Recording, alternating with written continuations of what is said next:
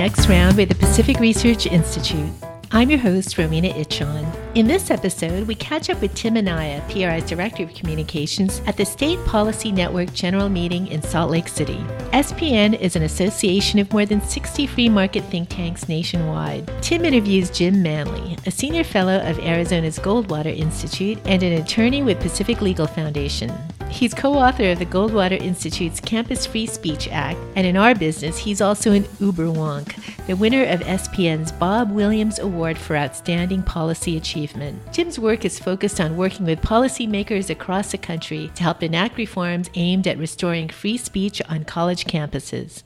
Thanks for joining us. Jim Manley, thank you so much for joining us on Next Round with PRI. We're here at the State Policy Network Conference in Salt Lake City, and we're at the lobby bar here at the Grand American Hotel. So a fitting place for a discussion of really one of the issues that we've followed very closely, being in the heart of this free speech clash in California. We're so pleased to have I'll gush a little and say you're really probably the leading legal voice in the country on these protecting campus free speech issues. And this isn't something that you started yesterday. This has been these sort of issues of protecting student rights on campus has been something since right out of college. So we'll say you've been overachieving from day one. So why are these issues of student freedom on campus so important to you? Well, thanks for having me, Tim. It's great to be here with you at SPN.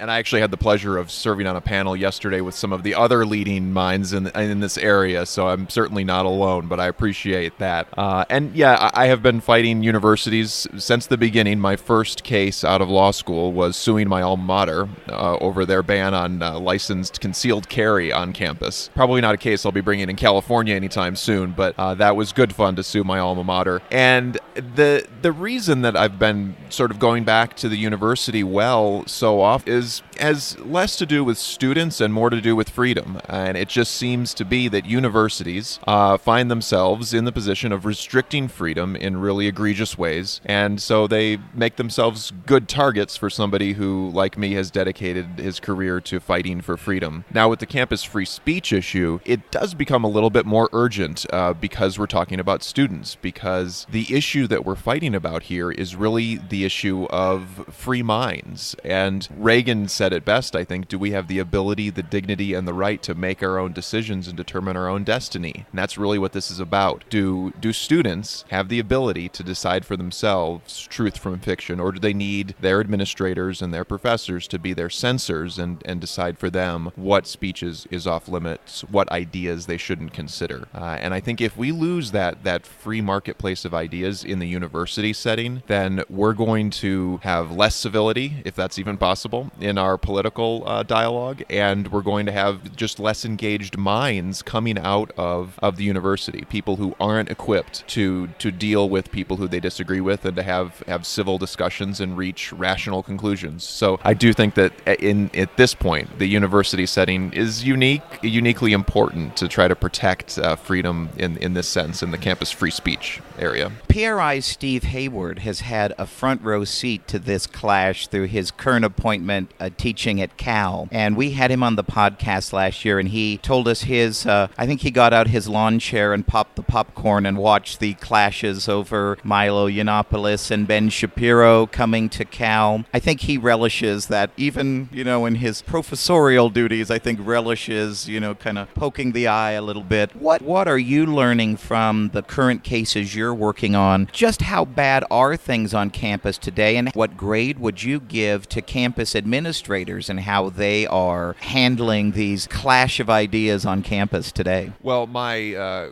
co-author on the model bill on campus free speech that I worked on, Stanley Kurtz, has called 2016-17 the year of the shoutdown, and he cataloged these events, at least one a month, starting in September, 2 in September, November, of course 2 in February, including Milo Yiannopoulos, where Berkeley was on fire, March, April, 3 in April, 3 in May, another in October, and in fact in October he cataloged a week of daily shoutdowns. And so they've they've petered off a little bit, but in some ways they've become even more troubling because it's not wild characters like Milo Yiannopoulos that are being targeted. It's serious academics like Josh Blackman, who is just a law professor. He's not a bomb thrower in any sense, and he was shouted down at CUNY. And of course, the administration had no response except to basically pat the students on the head and say, "Oh, well, that's activism for you." In some ways, I think that the problem is getting better, and in another way, it's really not improving much, except in states that have adopted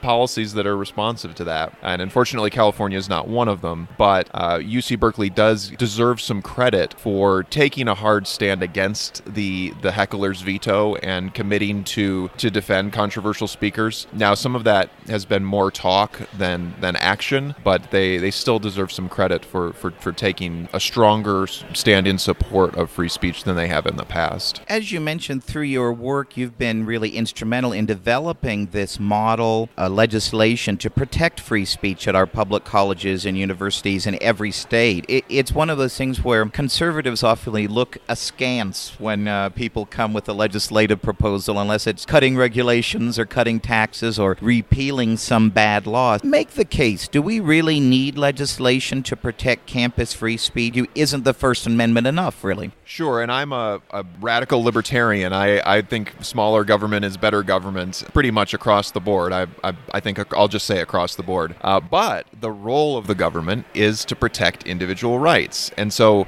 where we want the government to be active is in protecting individual rights, and chief among them, the first among them in the Constitution, is the right to free speech and free association. And so the government has a duty here, and state legislatures have a special duty as the group that's in charge of overseeing the state public universities. The legislature has ultimate responsibility for protecting individual rights on campus, and so they need to take a strong stand and say, these are the values that are important to us in our state. We respect the right of everyone to have their own opinion and the right of people to disagree in a civil way. And when the legislature takes that firm stand, it sets the tone for the regents, it sets the tone for the administration, and it is the role that the legislature should be filling in protecting individual rights. So yes, our bill calls for some additional expenditures. I've said in the past that university administrators are going to have to spend money to secure venues when you have a controversial speaker come in. But that's why we have the government, to protect individual rights and ensure that the violent mob doesn't become the one that decides who can have a voice in our society. Several states have considered your model legislation, and it's been enacted in states like Arizona and North Carolina. And fitting for our talk here at SPN, you even won a prize at last year's State Policy Network conference. So can you give us a little 30,000-foot view? What exactly would your model legislation do? Sure. I'll run through the major points here very quickly. And again, the legislation is designed to reflect that the legislature's role in protecting state and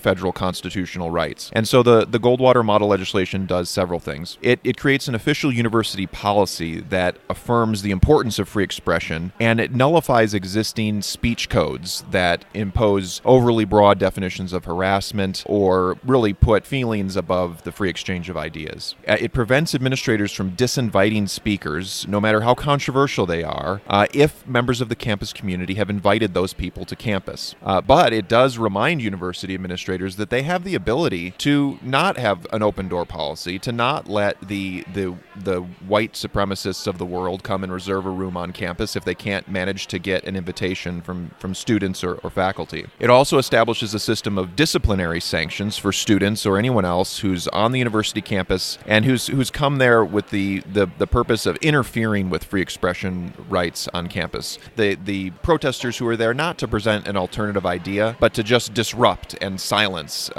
views that they disagree with. And it allows people whose free speech rights have been improperly infringed on the university campus to recover costs and attorney fees if the university doesn't take its role seriously as a protector of free expression. It affirms that at the institutional level, universities should try to remain neutral, and it's an aspirational piece of the legislation, because if the university remains neutral on controversial subjects, it allows students and and faculty the ability to express their own opinions on that without feeling like they're going against the official position of the university. It critically ensures that students, the first time they step on campus as freshmen, will have an explanation about the importance of free expression on campus. And so one of the key aspects of the bill is that freshman orientation includes a discussion about free expression and about why respecting alternative views is important on campus. And so it sets the tone for the student's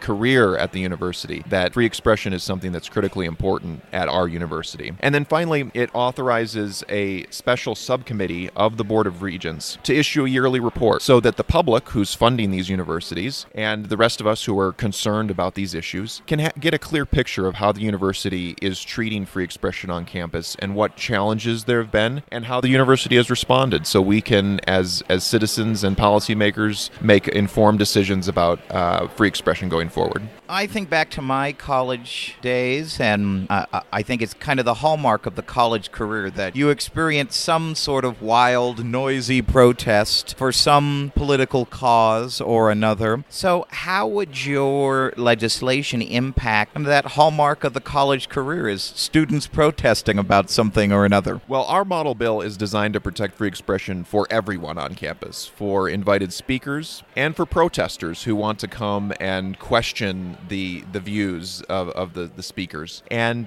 but for protesters who want to come and silence a speaker, who want to prevent dialogue, they're going to have a bad day under our legislation. Protesters who want to come and silence a speaker and not engage in a dialogue are going to have a bad day under our legislation. So I'll illustrate this with a brief story. One of the successes we've had is the University of Wisconsin Regents enacted a policy that is based on the Goldwater model and calls for a suspension or expulsion if students are repeatedly involved in protests that are designed to shout down a speaker. And so a few days after the Regents adopted that policy, Katie Pavlich came to campus to talk about gun rights and concealed carry on campus, coincidentally enough. And that is a coincidence. So some people think that we've sort of manufactured some of these events to make a case for our legislation, if only we were that organized. So anyways, Katie Pavlich comes to University of Wisconsin-Madison to talk, and some students show up, and they have this very colorful protest going on where they're suggesting a rhyming alternative to the Glock handgun and suggesting that students get their hands around that instead of a Glock. They're waving visual aids around to make their point. So some reporters for the student newspaper interviewed them and asked them what they were trying to accomplish here, and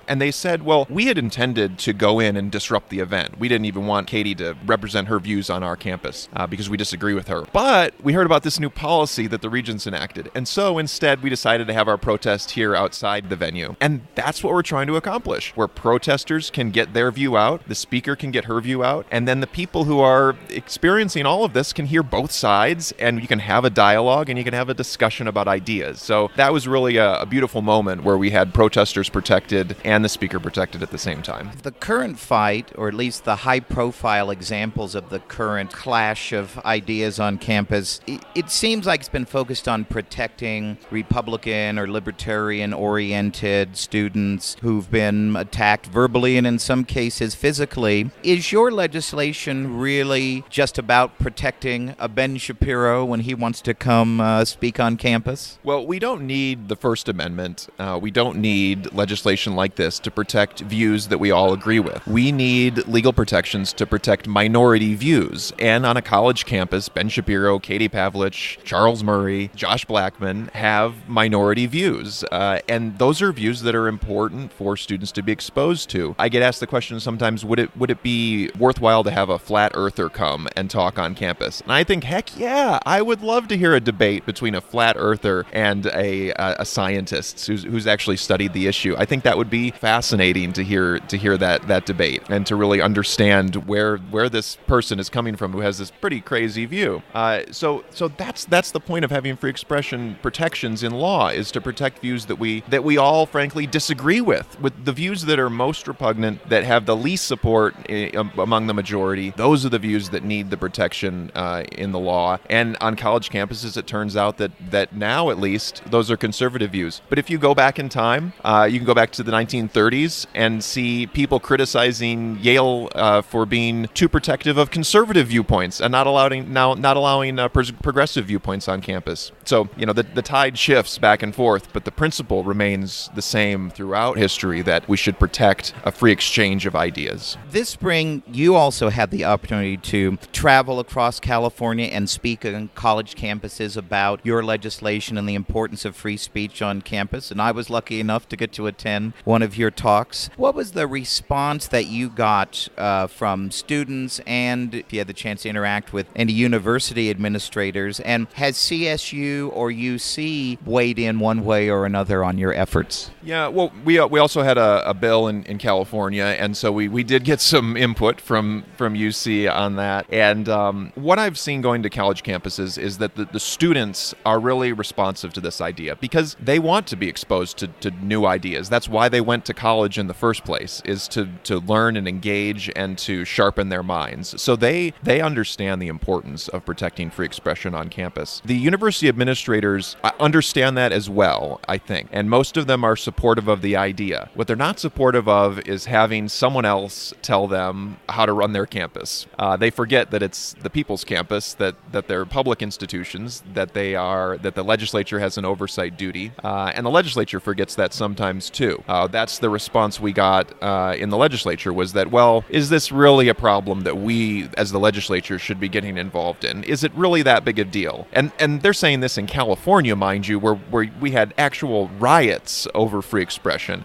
So it rings a little hollow, and it reflects this idea that universities just want to be left alone, and if the legislature can leave them alone, all the better. And I think that's where administrators come down on this issue too, is they just don't want the controversy. And so if they can just ignore a shout down and hope it goes away, then they can get out of this situation without creating any more enemies. But that's why it's so critically important to have reporting about what's going on campus, so that if an administrator does try to look the other way on a shout down, we can have a report about that and we can hold them accountable. I had the privilege of testifying in favor of the bill in California, and Naweed Thomas, the vice president for external affairs at the UC College Republicans, testified with me and told some really terrible stories about his experience of being attacked on campus because he had views that didn't fit with the mainstream at Berkeley. To say that that's not a problem, I think ignores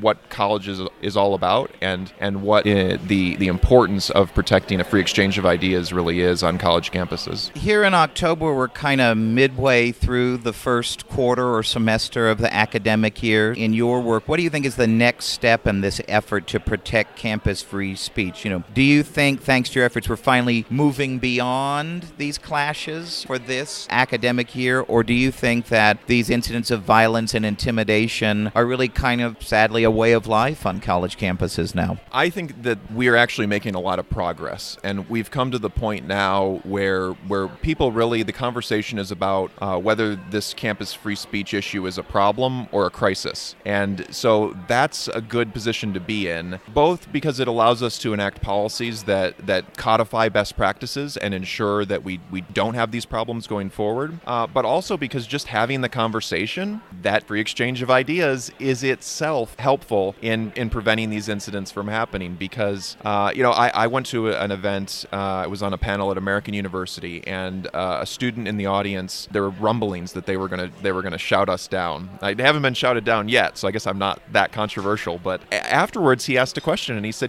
I had come intending to shout down this event and try to disrupt it, but in hearing the discussion, I see where you're coming from. And I actually had a situation where my pro-Palestinian group was shouted down by some pro-Israeli students, and so I understand that maybe that's not the best way forward. So I think even just talking about this issue helps to diffuse this tactic of the shout down and of this view that people that we disagree with aren't worthy of even having a platform. But you have situations like I mentioned Josh Blackman at CUNY Law School, where he was shouted down by a group of law students who had clearly violated the student handbook, and the dean did nothing and said it was a minor disruption, and so we're not going to bother to penalize these students. In the dean's view, they hadn't even violated the student handbook, which is just silly. And so what that says to students is you can take 10% of the speaker's time and you're not going to get in trouble. And so the question then becomes, well, if you take 11, 10%. Will you get in trouble?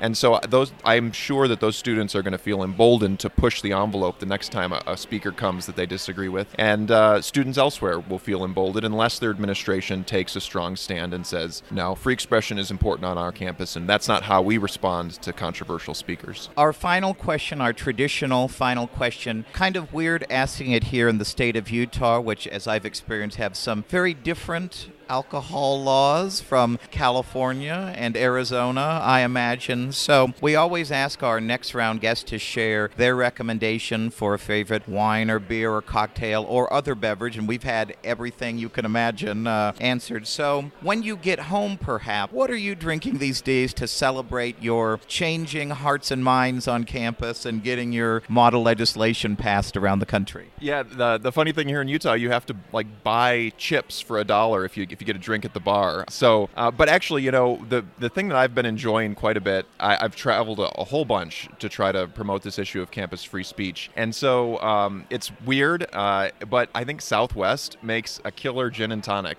And so the next time you're on a Southwest flight, give it a try. Maybe it's just the novelty of having a mixed drink at 30,000 feet. But that's something I look forward to when I've got an evening flight after a long day of fighting for free speech. The drinks on Southwest are not bad. They have good wine on Southwest too, and that summer shandy they have on Southwest during the summertime, which is quite good, and I never would have tried it otherwise had I not been on a Southwest flight. Yeah, and the lucky thing is I fly enough that usually I have a drink coupon, so I don't have to pay for it. So it's free as well, so that probably makes it taste even better. But it's everyone's favorite thing when you get the Southwest drink coupons in the mail. So as we wrap up, for our listeners at home who want to follow your efforts or maybe get involved and help you with your effort, how can they follow you and how can they get involved? Well, you can check out my colleagues and myself at pacificlegal.org on our blog, so pacificlegal.org/blog, where we're talking about all sorts of issues, including campus free speech. And then also you can check out the Goldwater model bill at restorefreespeech.com. Well, Jim, thank you so much for chatting with us today. It was a real pleasure. Oh, my pleasure. Thank you. Thanks to our guest Jim Manley and to Tim Anaya. You'll find Jim Manley's work at the Goldwater Institute site at goldwaterinstitute.org. We would also like to invite our listeners to PRI's annual Sir Anthony Fisher Gala in San Francisco on Saturday, November 10th. Our keynote speaker is none other than the author and media commentator Mark Stein. For more details, go to our website at pacificresearch.org. If you like this episode, please tell your friends and subscribe to PRI's podcast at iTunes, Google Play, Stitcher, or TuneIn. And please do us a favor and give us 5 stars. You can also listen to our podcast on PRI's YouTube page, youtube.com/PacificResearch1. That's the number 1. Thanks for listening. I'm Rowena Itchon. We hope you'll come back again for next round with PRI.